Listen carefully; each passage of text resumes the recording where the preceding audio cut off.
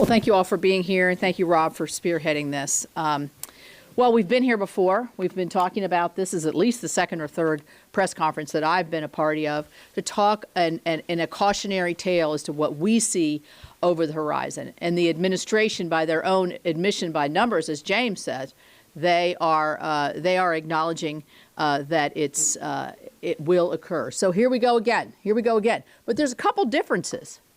Significantly, as Senator Portman mentioned, our colleagues on the other side of the aisle, in growing numbers, are imploring the president to postpone, to relook, and to rethink the decision to get rid of Title 42 in May.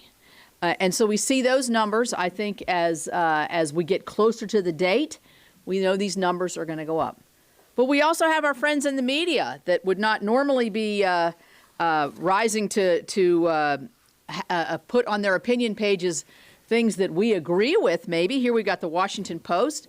A migrant surge is coming at the border, and Biden is not ready. That was in April of this year. And then we have NPR that says, what happens at the border once it is lifted, Title 42? In a word, influx. That's a mild word, I think, compared to what we think will happen and know will happen. It's going to be a catastrophe. And Senator Lankford and Senator Portman and Senator Thune, we were on this call yesterday with the Secretary Mayorkas. And when we talked afterwards, you know, 6-point plan, as James was pointing out, it's only a way to manage the more and more numbers that are coming, and it isn't really managing. It's transportation, it's healthcare. It's moving people from actually the border into more central parts and then processing them there. What's that going to do? That's going to keep you all away from the processing centers of where all of this is really occurring. In my view, that's ducking the media, in my view, and ducking what the real numbers could and will be.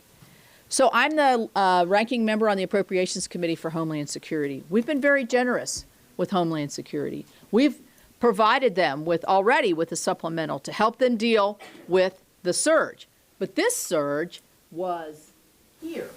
When we see what's going to be the influx or catastrophe, as I would categorize it, that is another press on the appropriations and on the resources that we're going to be willing to look at and give to the Department of Homeland Security. So I think, and I specifically asked the Secretary that question, are you looking for another supplemental?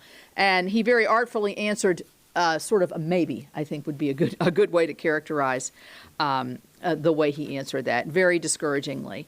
So I join with my colleagues, with my Democrat colleagues, with those in the media, with my folks at home are very concerned about this. Why would somebody in West Virginia be worried about this? Because we have the highest percentage of deaths from overdose per capita than any other state in the union.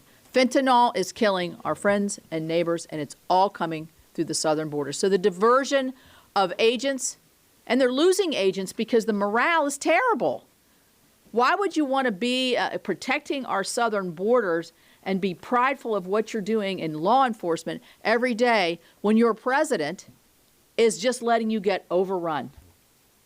You can't disrupt the drug trade because you're so busy processing and doing all of the things that happens when 18,000 people come across the border every single day. So there's time, Mr. President, to rethink this.